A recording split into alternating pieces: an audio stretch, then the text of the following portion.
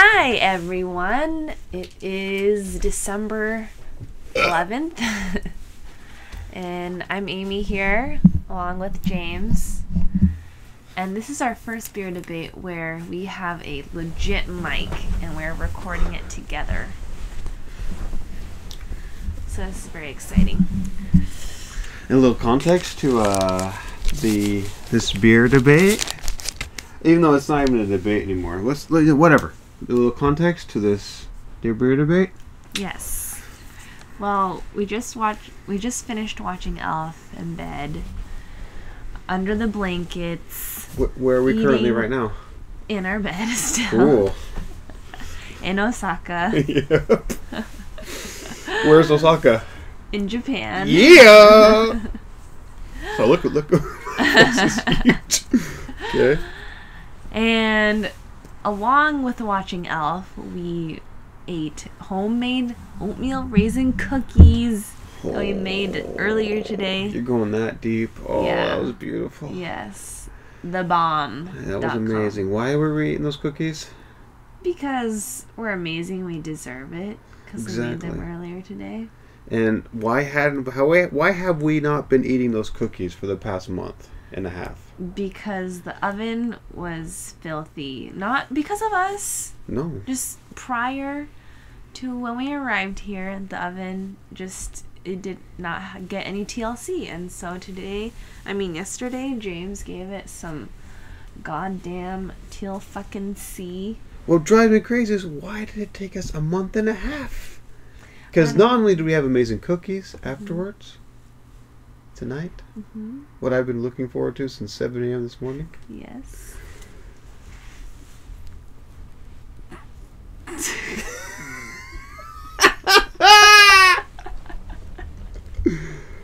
Let's just pause while we stare into each other's eyes. It was amazing. Yes, it was beautiful. It was that delicious.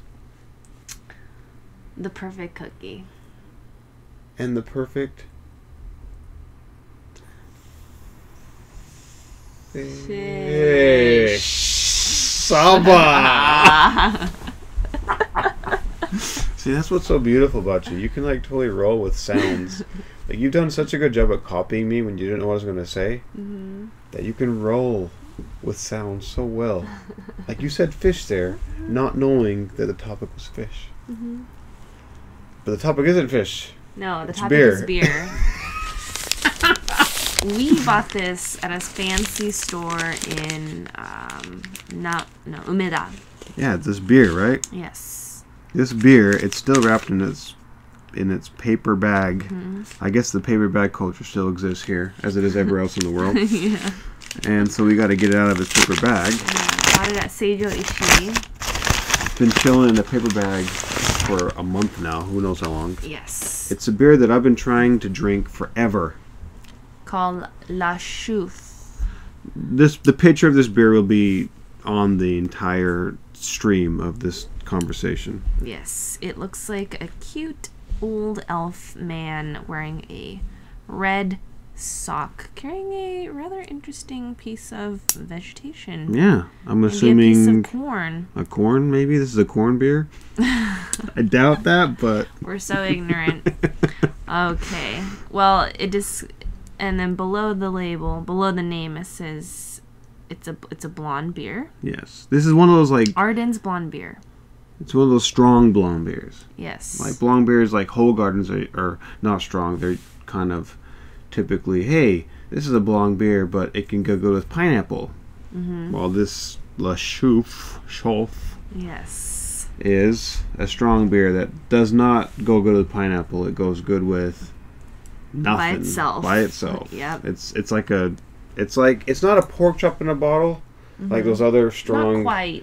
I would say it's plate of pasta. Pasta in a bottle. Yeah. Not as meaty, but it still has some substance to it. It's its own thing. Yep. And when you say heavy or strong, we're talking 8% right here. Yeah. And this is interesting because it's now currently 12:08 p.m. a.m. So in the morning, we've already had about 4 shots of vodka, and we've had 3 beers. Yet we're going to attempt this 8% Yes. strong blonde now. And, we've been going to bed around now and then waking up at 6:37. So this is going to be fun. Yes. Yes. I feel like everyone listening should really appreciate this about us right now. There's going to be some stuff coming out of our mouth that might be a little like this.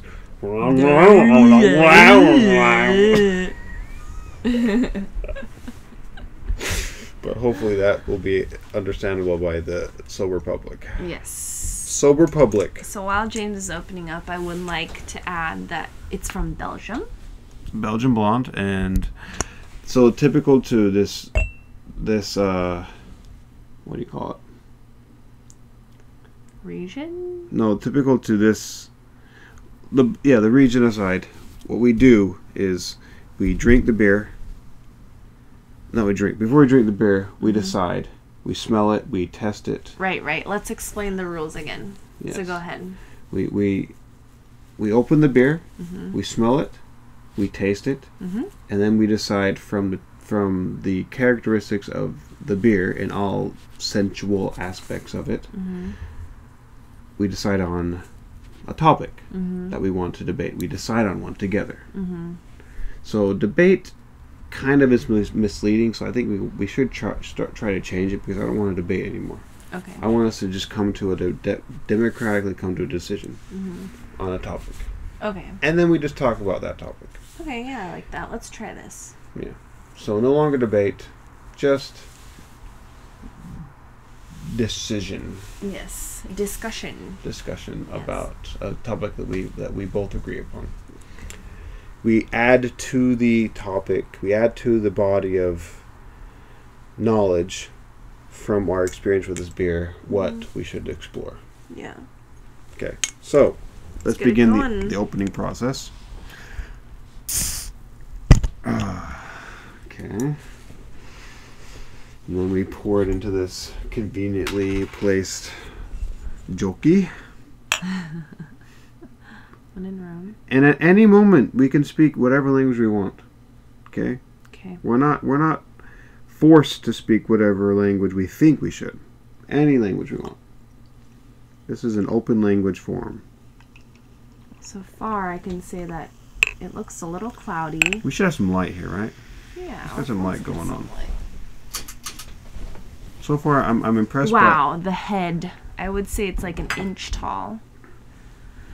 And it's big bubbles. Yes, big bubbles. Yeah. It'll probably calm down. Typically with big bubbles, I'm not expecting this good of a head. But with this good of a head, I'm impressed by the size of bubbles in conjunction with the size of head. That was like a scientific formula right there. Right there. Like, if it's nitro, then I expect a head. Nitro almost means good head. But big bubbles usually means flat head. Yep. But this is beautiful. It's dying down a little bit. Smell that.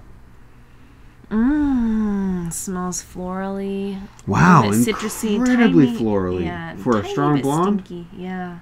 Like, I've had a couple of strong blondes now, and they've never been this florally. Oh, really? Yeah. Wow. While James will describe the scientific part, I'll describe the visual. So to me, it's cloudy, first off. And then when you look at it a little bit closer, you can actually see tiny particles. Lots of tiny particles in there, actually. Yeah. It's a golden color, kind of a yellow golden wheat type color. And it does pass some light through it, but when you pass the light through it, you can really see those particles. They are very visible. Kind of looks like a little snow globe, actually. Just don't shake it. Yep. Yeah, I agree. A lot of particles. That definitely demonstrates the fact that it's probably unfiltered. Just, we're probably drinking some particles of the yeast and whatnot. And who knows if this was bottled conditioned or not? No idea. Does it say there? It doesn't say anything about being bottle conditioned, but the presence of particles would tell me it's bottle conditioned, meaning the yeast was in the bottle as it fermented. That's interesting. That would mean that the This is like as close to the actual beer as you can get, basically. Yeah. And from my experience, I've had this dragon type of strong blonde. I've had the all the names elude me right now, but I've had a couple of strong blondes, and they've all been pretty on the strong side and not on the florally side. Mm-hmm. So this is very florally, so I'm excited to see how pronounced the alcohol content is. Mm-hmm.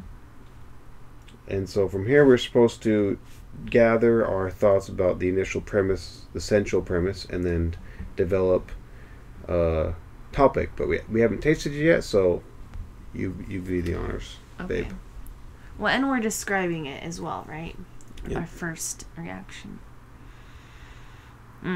Smells fruity and weedy. Here we go.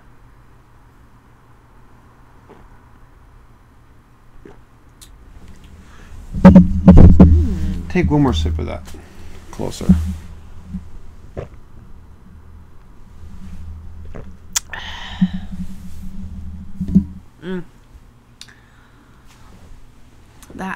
That is like a full bodied, like luscious, like the mouthfeel is almost meaty. Like, Ooh. Boom. Whoa. But then, meaty. yeah, but then it's not overwhelming because the taste is like florally, a tiny bit spicy. It kind of reminds me of like a field full of wildflowers in the hills of Belgium. Oh, shit, you have experience with that. I don't. You spoke like you did, Yeah, babe. that's just a fabric of my imagination. That's a beautiful imagination right there. Okay, here. So while I drink, you think of a topic that meets these criteria. Okay. Here we go.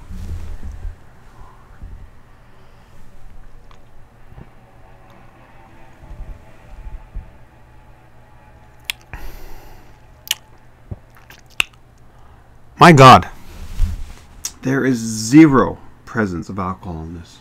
Zero. This is unique.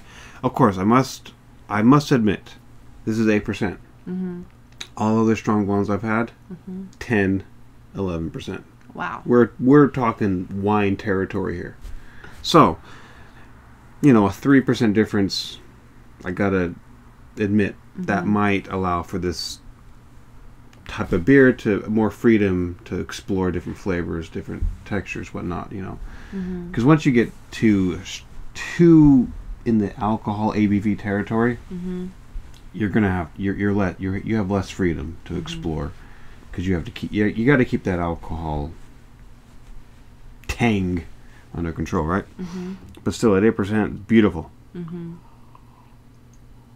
This is like a all-season beer, I think. This is amazing.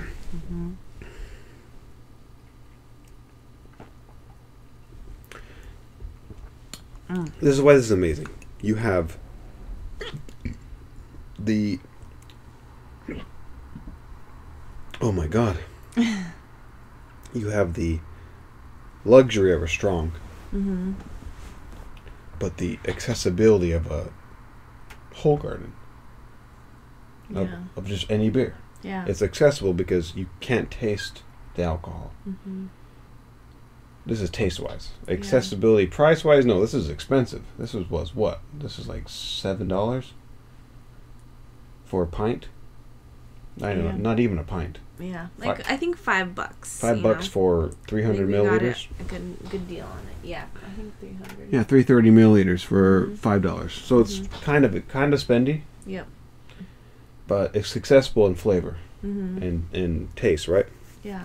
So, you go. What's the topic? Well, before I say the topic, I just have to say, there's a place in the world, i.e. Belgium, where this beer is like on tap and people are just drinking it as part of life. To us, this is like a luxury, okay? It's very We're like true. seeking it out. We're like, holy shit, La Chouffe. It's on the shelf at the store. But, somewhere else in the world it might be like, oh yeah, it's just any other grocery store. Yeah, I drink this off tap every night. Man. It's It's amazing. Yeah. And what's amazing is Belgium. When did they get into the beer scene? I don't even know what year. I don't know, but they're pretty prevalent. They're much more prevalent than other countries. Yeah. But it's still okay. Call me in my ignorance, but they're not Germany. No. So I wonder at what point was it? I'm assuming after. Mm-hmm. When did they get into the beer scene? Yeah. When did the Belgium name become synonymous with blondes? Mm-hmm. Seriously, Belgium and blondes are like synonymous. Mm-hmm. When did that happen? That's some research to do another time. Yeah.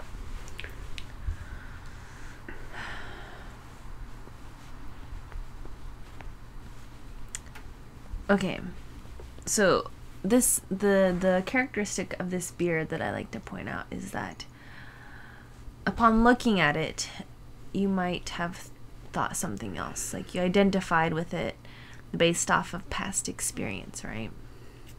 But then once you taste it, it's like flowers, sunny, lightness. It's delicious. Delicious. So I'd like to talk about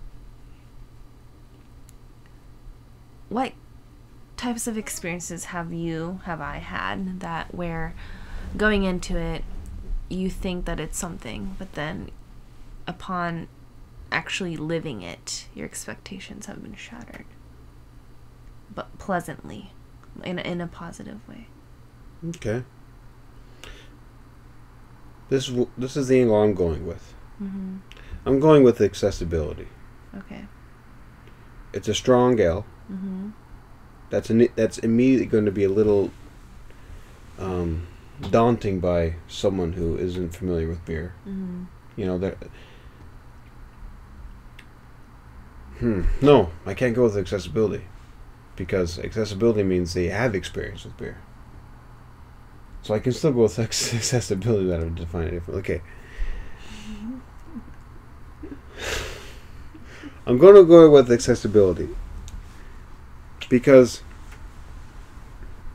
many people who have limited experience would see a strong ale at 8, 9, 10% as something, I already know what it's like. That it's going to have that alcohol tang to it. Mm-hmm. Like I've had enough. Like the Premator, that one beer, like it's a Doppelbock Premator. I can't remember the brewery, but it's just not accessible. Yeah. So people who have experiences with strong ales, they're going to be kind of put off by this. Possibly, they're going to see the ABV and be like, no. I don't have a lot of experience with this. I have bad experience with this. Mm-hmm.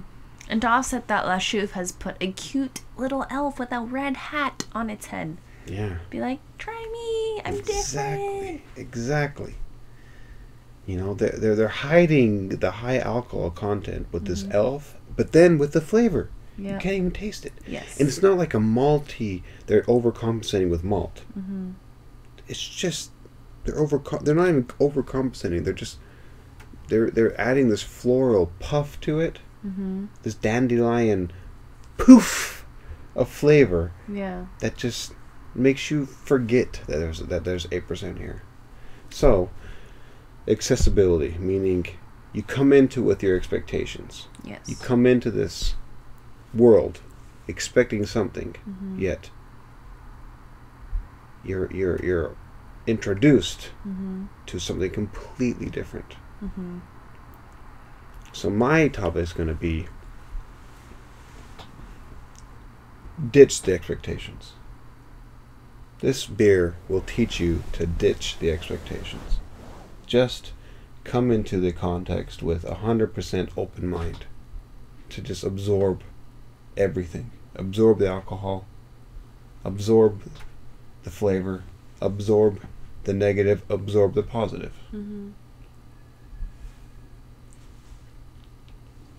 What was your thing? What has been an experience that we have had where when we go into a situation it's really similar. When we go into a situation, we have this expectation, or we think we know what it is, and then upon living it, Yeah. upon living living it, we realize that it's not really what we think, but in a positive way. Exactly. Yeah. So in a sense, my topic is a lead into your topic, which is first ditch expectations.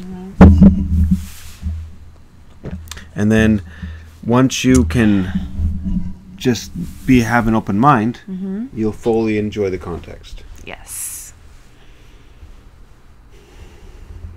Now, how can we turn this into something that's can lead into a topic of conversation?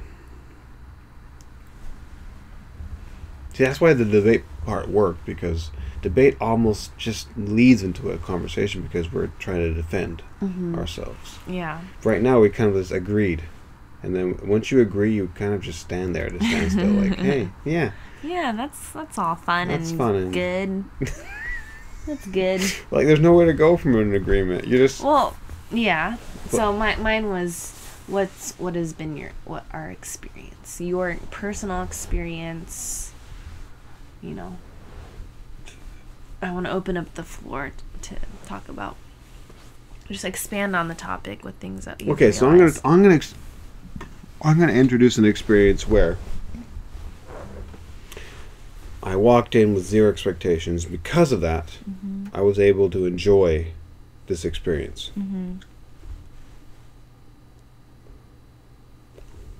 Okay, I gotta think here.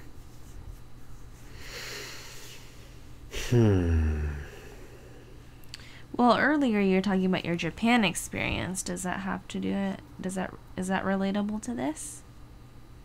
Your very first day in Japan. My first morning in Japan. Okay, my first morning in Japan. We just watched this movie called The Elf. It has Will Ferrell. It's definitely going to be the nagare that I'm going to follow when I develop the curriculum for TCK. And at some point in this movie, I was motivated to think about my first morning in Japan. And this is the scene that we saw in the movie. Will Ferrell, dressed, he came from the North Pole where he grew up. This is his very first day in New York City, and everything is so shiny and new. He's eating gum off the handrail of even though the station. Santa Claus told him not to. Yeah, but he's just experiencing everything however he wants to. He heard other people's reprimand. He heard other people's experiences. He heard other people's yes and no's about it. But he's like, he didn't think about it. He just lived in the moment. Yes, he lived in the moment. And he didn't think, oh shoot, I shouldn't. He just did it. He crossed the road like a child does, where they just touch every white little strip on the crosswalk. He almost got hit by a taxi. He waved at someone who was trying to wave down a taxi. Yeah. It's just okay. So first, this is my initial experience of coming to Japan. Okay. Which is interesting because it shouldn't be this way. Japan was completely happenstance to me. I had no intention of coming ever. I was interested in foreign culture for a while. I remember when I was in Mexico, as a missionary, someone showed me a picture of Japan, and I was initially interested because I was in Mexico for a long time, and I was exposed and interested to multicultural experiences and travel. And so someone showed me a picture of their fascination with Japan. I looked at it, I'm like, wow, that's fascinating. Get back to America. My eyes were opened, and I thought, I need to explore more. I'm not happy with coming back to my comfort zone. I'm not comfortable anymore. My comfort zone has been redefined. No, my comfort zone has been expunged. It doesn't exist anymore. So, I need to get Josh Heisler on this, because he will be able to shed new light on this, because so far I'm not confident that what I'm saying right now is completely accurate. I need someone else who was there to shed new light on this. But is he your companion? was he? Josh Heiser was a friend who explored Japan with me at this moment Oh, okay. in my life. He wasn't a companion. He wasn't in Mexico. He was a childhood friend of mine. Okay. So I remember through some turn of events, I can't remember, I was going to school at Salt Lake Community College in a Spanish course because why not, right? I was already fluent in it. And then somehow the option of studying abroad occurred. Mm-hmm. Either Josh introduced it to me, I can't remember how it happened, but for some reason me and Josh were considering studying abroad in Japan. I remember going to an office and asking, hey, I want to study abroad. And I remember them saying, hey, there's London or Japan. Mm-hmm. Somehow, Japan became the option that me and Josh considered. Mm-hmm. The first memory I have of Japan, the first memory, So excited to hear this. was flying down from the clouds. Mm-hmm. The clouds dispersing. Mm-hmm. And I see this island of green Mm-hmm. and then ocean. That right there Mm-hmm. was a brand new experience to me. Mm. I had never seen green met with ocean. The only experience I had with ocean was sand Mm-hmm. and ocean in California. Mm-hmm. Japan was the very first time I saw green met with ocean, Mm-hmm. which was the airport. It's an island, grassed island, constructed by garbage. Yeah. So it's grass built upon garbage met with ocean. There's no shore, there's no sand, there's nothing. Mm-hmm. That was the first experience. I never that was like I'm somewhere foreign right now. I'm in an exotic location. Then get off. That whole thing was a whirl of just get off the plane, get here, get there, you know. Mm-hmm. Meet the person who's meeting us at the airport. Like it didn't remain in my conscious because it was so unexpected, and You weren't controlling your own future at this point. it was out of my control. You were in the shuffle. Out of my control. Mm-hmm. Then the next experience I have is I'm awake, Mm-hmm. 3 a.m.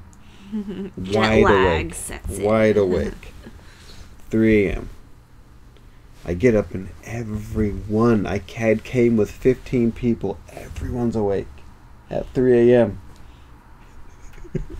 I walked down these stairs. We were Where were you staying? We were ushered into this I would say it's equivalent to where we're living right now. It's this house. Mm-hmm. It's a regular house, but it's been remodeled. It's been not remodeled. It's been Renovated? not renovated. It's a house. Okay. But now it's used exclusively for Mm-hmm. foreign exchange students Okay. at the International Buddhist University where I stayed, Mm-hmm. where I did my foreign exchange program. Mm-hmm. So I'm at a Japanese house, traditional Japanese house with the incredibly steep stairways that spiral up. Mm-hmm. You know, I'm sleeping in a futon, Mm-hmm. tatami, the whole deal. Mm-hmm. Walking down the stairs and I'm hearing voices, and I'm like, it's 3 a.m. and people are talking and awake like it's 9 a.m. Mm-hmm. 6 hours later. And I thought, this is beautiful. I've heard of jet lag. This is my very first experience with jet lag that I feel good about. Mm-hmm. And then by 6 a.m., so 3 hours have passed, just conversation. In this 3 hours, one of these students tried to teach me, throw me in a crash course in Japanese. He had studied it a long time in America. He was like, Japan is like the HTML of languages. That's what he said. It's like Japanese is the HTML of languages. You just there's a string of code, and all you do is just take one part out and put another part in, and it makes sense. Mm-hmm.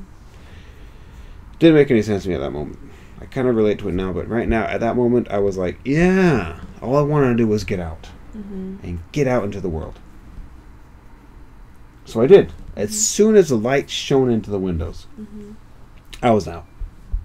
It was as if Did I you abandon everyone? abandoned everyone. Everyone. I was alone. Mm-hmm. As soon as I saw a light glimmer through my window, through the window, I was out. I didn't ask anyone to come with me. I didn't, nothing. Mm-hmm. And so at 6 a.m., I was on the streets, walking around this neighborhood. It was a legit neighborhood. Mm-hmm. Houses, the whole deal. What city? Nara? Fujidera. Okay. So Fujidera. In you know, Nara or Kyoto? Fujidera is in, you know, Sakai? Sakai City? Yeah. Yeah, around there. In Osaka. Sakai City. Okay, yeah. Not Osaka City, Sakai City. I know, but in Osaka. Okay, Osaka whatever. Fu. Yes. Osaka Fu, Sakai City. Okay, got it. Got it. So I was there. Mm-hmm. I walk out alone. Mm-hmm. And this is what I did for the next 3 hours. I just walked around that neighborhood with my hands in this position. Mm-hmm. Clasped together. Like Clasped you're together like praying. I'm in Thailand. This is Thai. Okay? Mm-hmm. When Thais say go like this, Mm-hmm. Thai go like this. They clasp their hands like this and then they raise them up. I was doing that Oh my god. to every single person I met on the street. I was walking around with my hands like this in this position, like I'm a Buddhist, I'm a Buddhist monk in Thailand. Oh my Okay. god. I didn't realize that in Japan you don't put your hands in this humble meditation Mm-hmm. mode. You put your hands down by your side, Mm-hmm. and you just Or in front. or in front, Mm-hmm. and you bow with your koshi. Yeah. Yeah, I didn't know that. So I put my hands like this, and I went, Ohayo gozaimasu. And I went like this. And I said, Ohayo gozaimasu with a miburi, like with a gesture like I was in Thailand. Mm-hmm. It's insane. Wow. At the moment, everyone was looking at me weird, Mm-hmm. and I had no clue why. Mm-hmm. I thought they were looking at me weird because I was a white guy walking around saying Ohayo gozaimasu. Mm-hmm. No, because I was a white guy gesturing like I'm in Thailand, saying Ohayo gozaimasu. Like the Thailand part didn't connect with me. Uh-huh. So for 3 hours, I was walking around every person, lady with their kid taking her kid to kindergarten or elementary school. Ohayo gozaimasu. Old man or lady sweeping his driveway. Ohayo gozaimasu. Imagine the people that they were like, who the fuck is this person? Like praying for me? They've never seen this in their entire life. Yeah. They've seen a white guy or a foreigner, Mm-hmm. but they've never seen someone who thought they were in Thai, Oh! Since that moment, I've seen enough Thai film, Mm-hmm. to know that I was way off. Like this Ombak, the Thai warrior, this a really popular Thai film. There's moments in that where like the characters, they'll cause some ruckus in the Mhm. town, and they'll look at the people that they're disturbing, and they'll be like this. They'll do that. They'll do what I was doing. Mm-hmm. They'll they'll say the word. I don't know what it is, but they'll say the word like I'm sorry, Yeah. and they'll do the motion, and that's exactly what I was doing Oh my gosh. for 3 hours, from 6 a.m. to 9 a.m. Mm-hmm. I was basically a Thai person in Japan.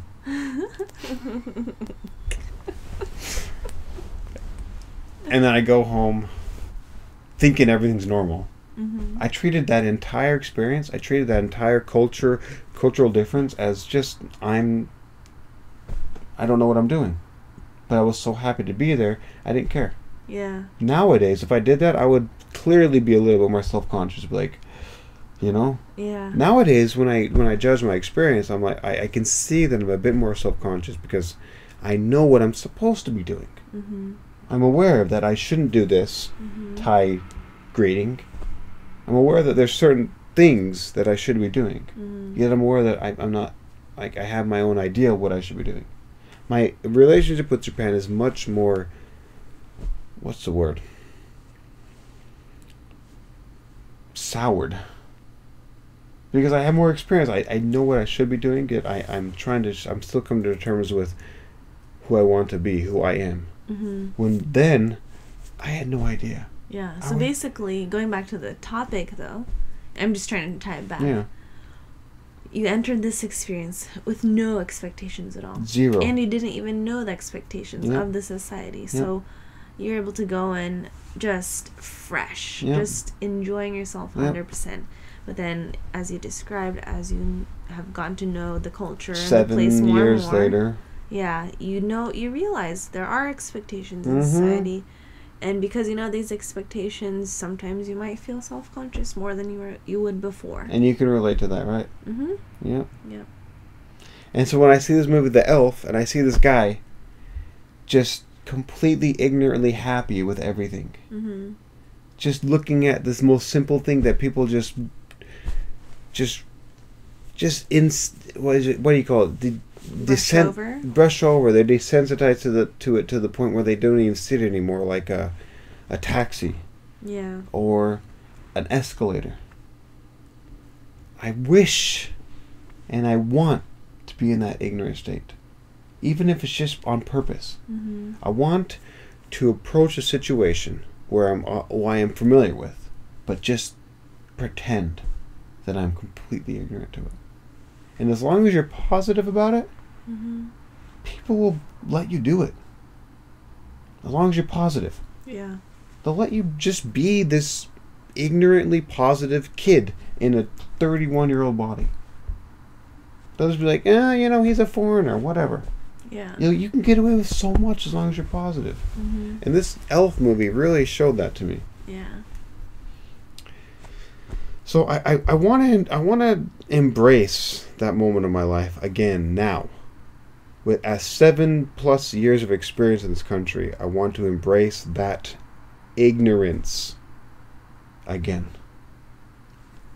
And we already talked about how we're going to do it. Yep. Go to USJ. Yes. Dressed up. Dressed up. Like hardcore dressed up. Head to toe. No excuses. Stand in line. Mm-hmm.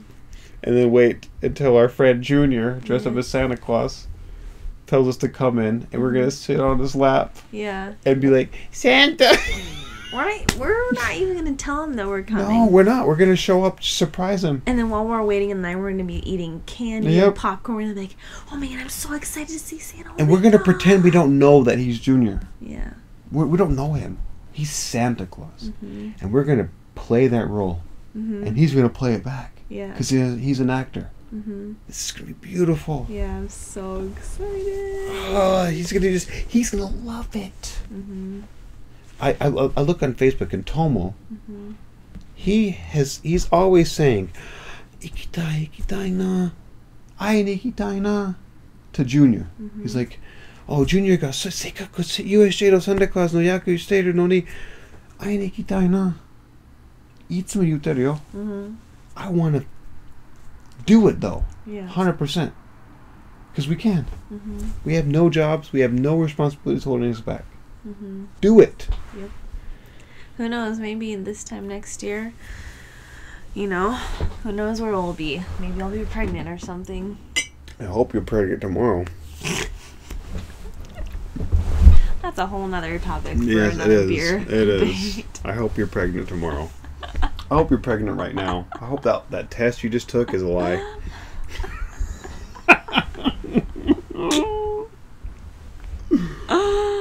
Oh, goodness.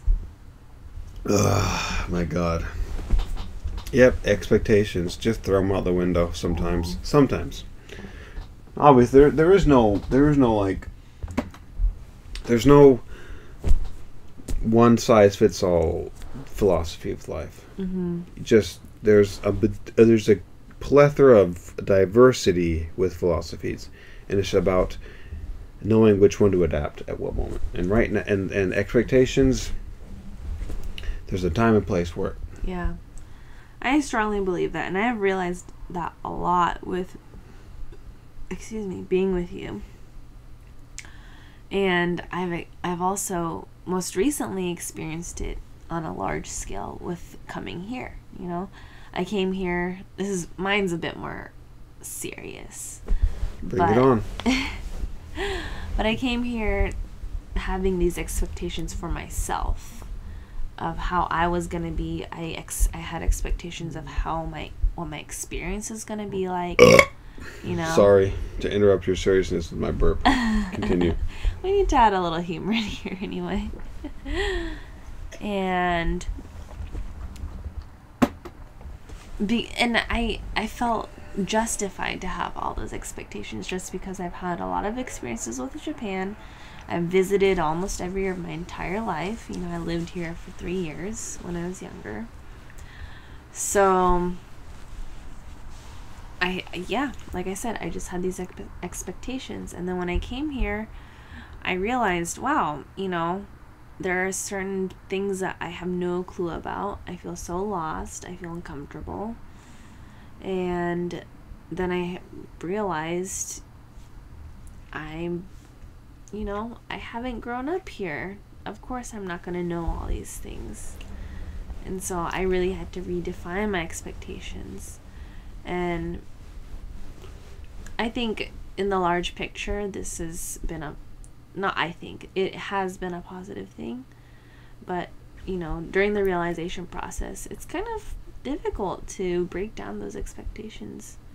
Is there an experience that you've had that has taught you more than any other to break down and manage these expectations better?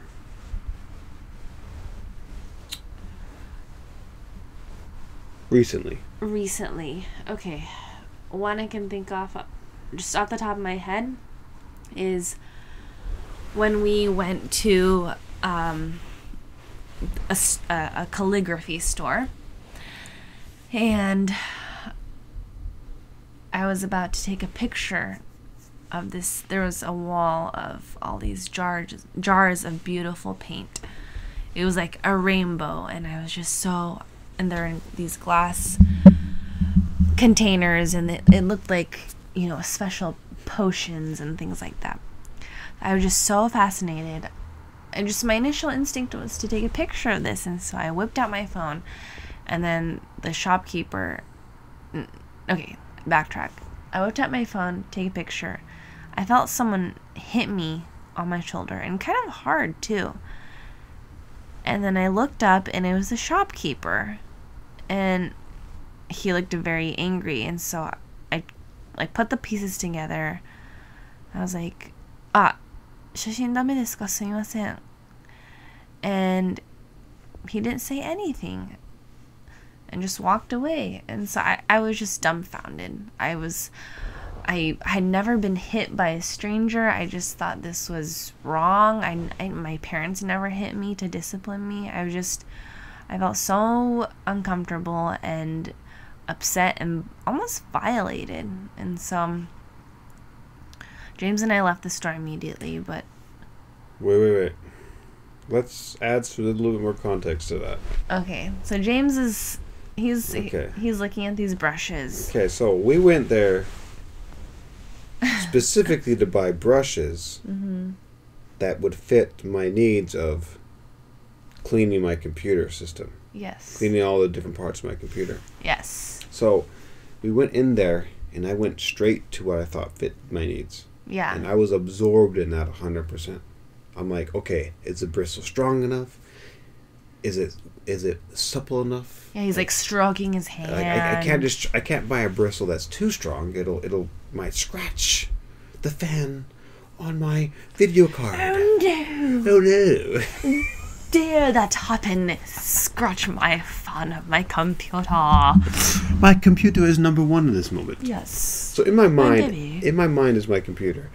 Generally, it's always in my mind, and occasionally you creep in. And the truth comes out.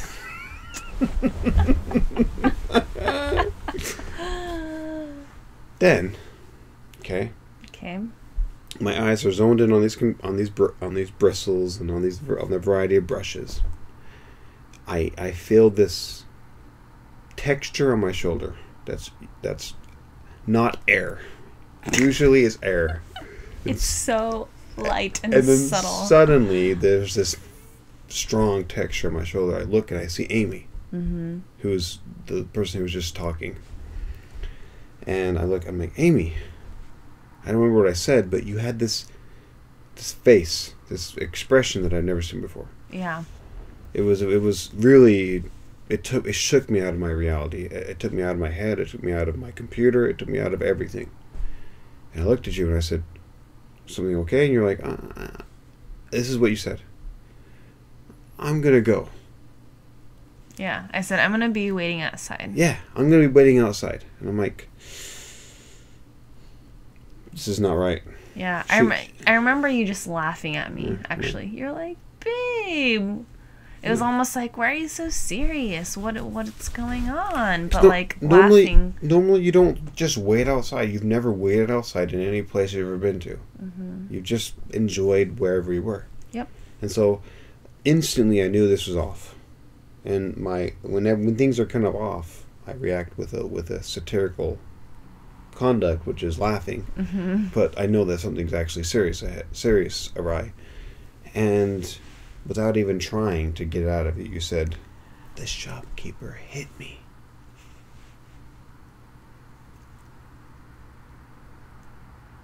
And that almost hit me. Just those words hit me in the face. Mm-hmm. And I thought, the shopkeeper hit you? And I started feeling these emotions of wanting to hit him. Mm-hmm. Like these protective, Genghis Khan type of thing. Is like, no, this is my land. Get out. Mm-hmm. But then, I realized, okay, this is old school meeting new school. This is just a culture clash thing going on. Mm-hmm. This is how he was raised. You weren't raised this way. The reality started to set in. Mm-hmm. And I looked at you and I'm like, okay, let's get out. And so before, this is in my head, I'm all these things, emotions, but then what came out of my mouth was, let's go. Mm-hmm. We left. While I'm leaving, I see the shopkeeper. I look him straight in the eyes. He couldn't look me in the eyes. No, I'm not going to say he couldn't, like he tried, but he couldn't. Mm-hmm. But he didn't look me in the eyes. My subjective reality thought, oh, he's aware that we're leaving because he hit you. Mm-hmm. And I still, to this day, I want to approach him. Not in a confrontational manner. I want to just inquisitively ask him, hey, what's up? In Japanese, just see how he reacts to my childlike inquisition. Mm-hmm. Why?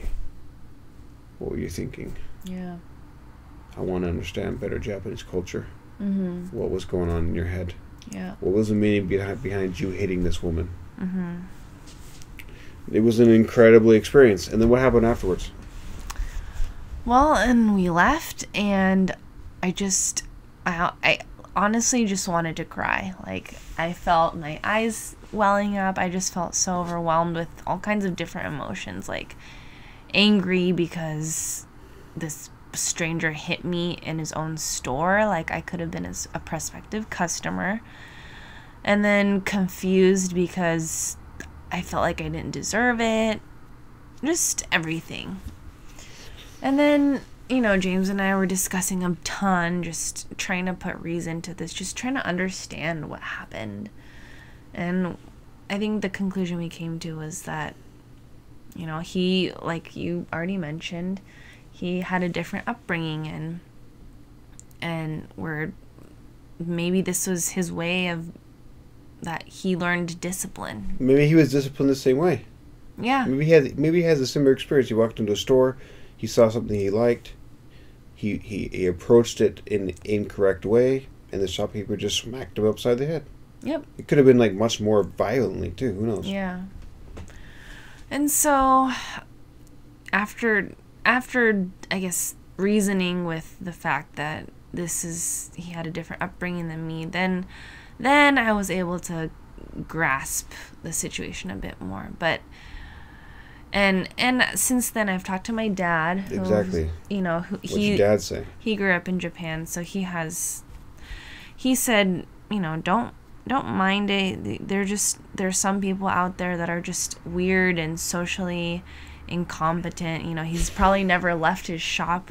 Like, he's probably lived there and worked there his entire life, and he just, whenever he leaves that context, he's just like a shobokureteru, just nothing person. So you didn't tell me he said that. Yeah. You told me about his experiences as a kid. Yeah. Yep. You told me that he would when he was a kid with his 2,000 siblings, he would go to stores, shoplift. No, he not shoplift, Okay. but He would go to stores and cause some ruckus. like picking fruit from a neighbor's tree. That was the most common. Okay, he would go to yards and yard lift. Yes. Let's get so specific here. He would yard lift, and the owner of that yard would chase after him with a pickaxe or a shovel or a rake or something and say, "I'll kill you." Yeah. Right? Yeah. Like, we don't have an experience of some stranger saying they'll kill us. Yeah. And meaning it, not just like, I'll kill you, ha ha ha. Like, Yeah. legitimately, like, they had to run for their lives. Exactly. Like, this rake this man holding wasn't just to threaten them. If this rake got in proximity of them, it would cause physical damage. Yes. See, that's a reality that we are clueless to. Yeah. It brings back not memories, but it brings back stories of people in schools who act up, and so they have to hold their hands out, and the teacher smacks them on the hand with a ruler. It brings back stories of that. Yeah. That was just commonplace. Yep. That was commonplace. Your teacher would beat you, physically hurt you. You would be bruised, not from your parents, but from your teacher. That was normal. Yeah. My dad has all kinds of stories about that. See, that reality doesn't exist in our minds. Yeah. It's not even a possibility. So then this whole event just absolutely shattered my It was a clash. everything. It was a clash between two distinct realities. Yeah. This man was raised in that reality. He was probably beaten by his teacher. And so the concept of someone committing something that he feels like a truancy in his own store, of course he's going to meet it with physical reprimand. He's going to do it because he was met with similar. And you and me, we weren't. Yeah. We have never been physically abused by anyone besides, you have never been physically abused by anyone in your entire life, I'm assuming. I have never been physically abused by anyone outside of my family my entire life. Yeah. So the concept of some stranger doing it is out of our concept of reality. Yeah. So it's two realities colliding. Yep. That's all it is. Yeah. There's no bad, there's no right, there's no wrong. He's not right, he's not wrong. You're not right, you're not wrong. Yeah. So this is a situation where, going back to what we were talking about, where I realized, if you had gone with that store with zero expectations. Yeah. If you had gone an ignorant little kid and got hit, you would have been like... I would have been confused. But you would have been angry. You would have been like, oh, okay, I get it now. I Yeah. shouldn't take pictures in this store. Exactly. You would have walked out like, okay, I understand now. This particular store, don't do that. Not, this guy's an asshole. Yeah. How dare he, you know? So the thing is that even possible? Is it possible for a human being to live their life in that state? It seems like you have to be, to some extent, ignorant to be able to do that. And there is a level of ignorance that is tolerable, but then there's a level where it's like you can't function anymore, you know? So I wonder. Yeah. This definitely struck a chord with you, babe. Well, you're just talking way more than I am, so I'm just letting you cruise right now.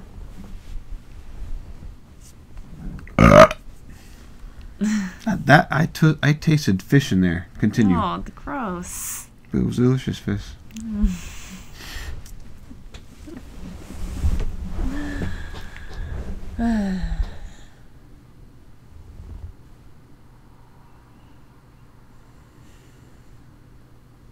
So what was the last topic you proposed? Encounter this? We already...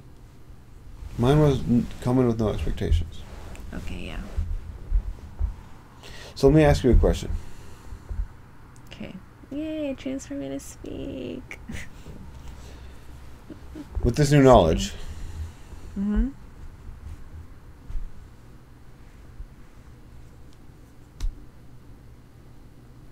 What are you going to...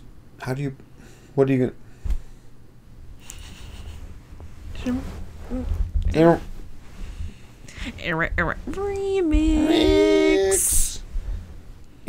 Remix. Wow, wow, wow, wow. Oh, chicka boom, chicka boom. Remix. Chicka boom. Remix. Give me 1 second. Just for a second. This is what I'm thinking right now. It seems like your voice is definitely bigger. Yeah, it's deeper. So does it mean it's the same volume? Just deeper. Okay, so the waves don't mean anything. I don't know, the wave, like, I don't know.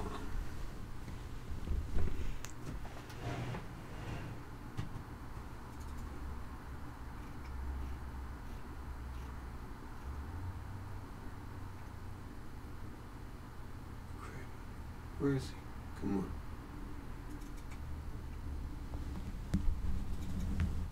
Remix.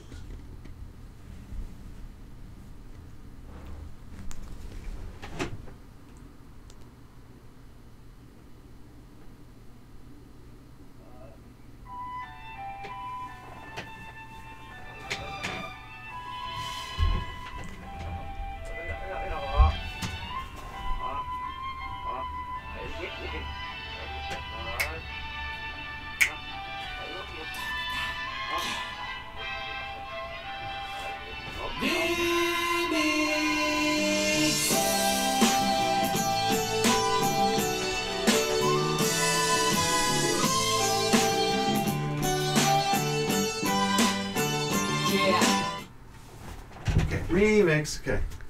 Well, that was it? That was it. Okay. That was it. So, with this new knowledge,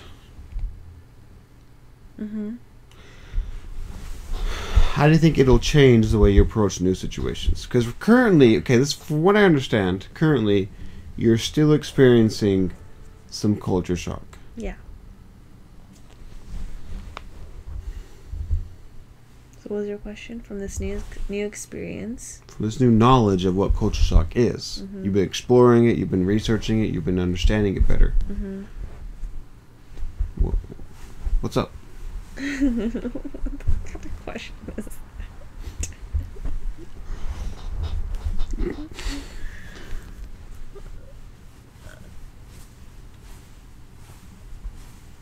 Well,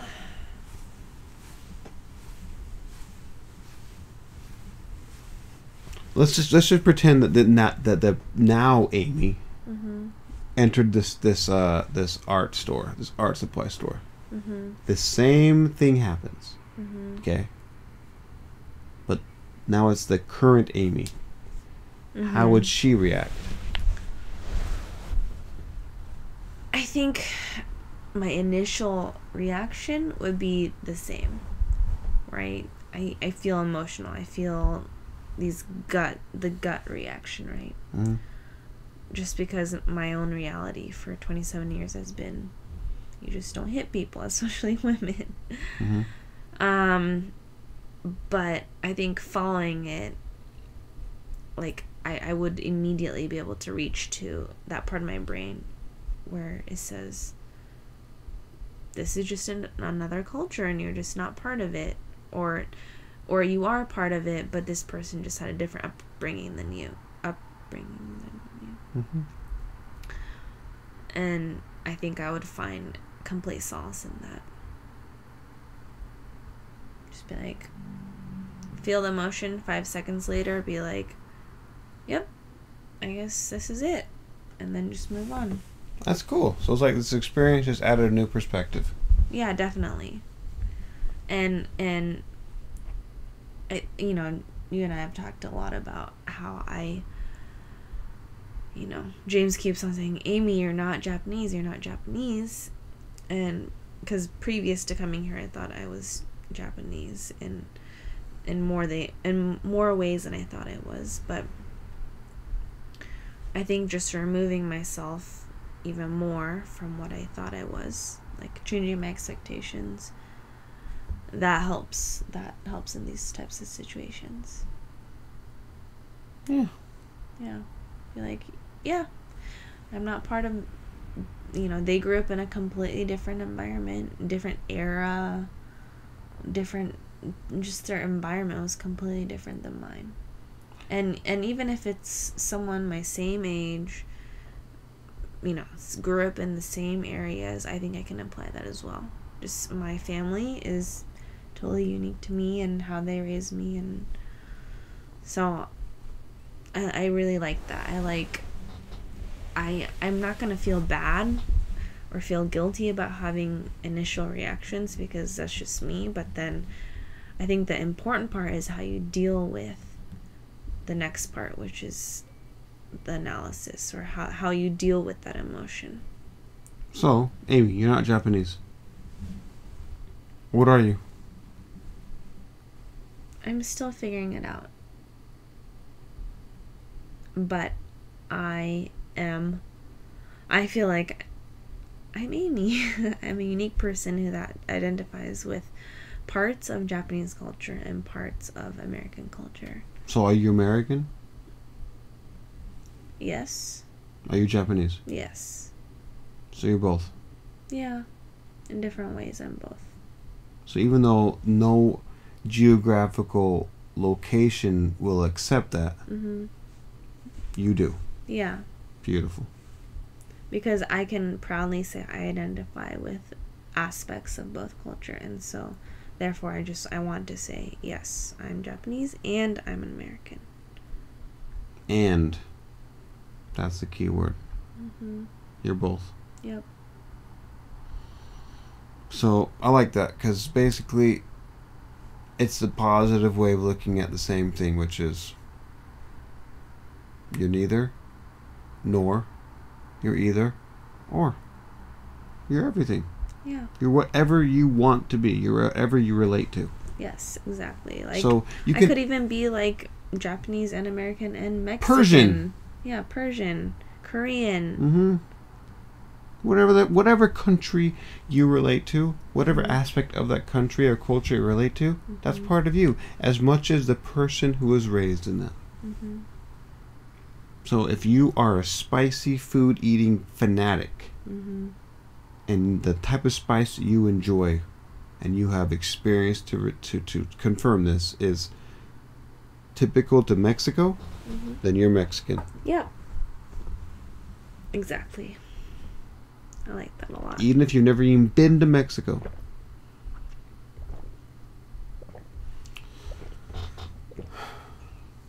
Okay. Well, I think that's a wrap. Because we're already drinking waters now. yeah, that's a wrap. Beautiful conversation.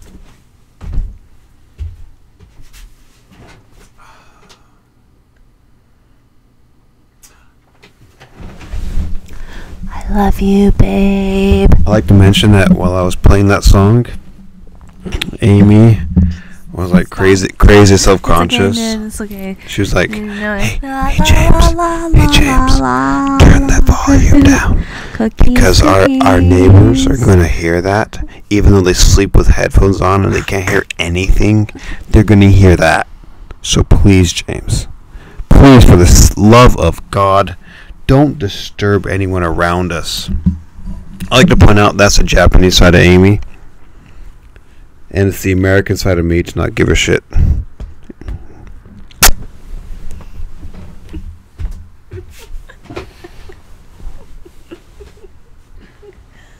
Oh, best ending ever.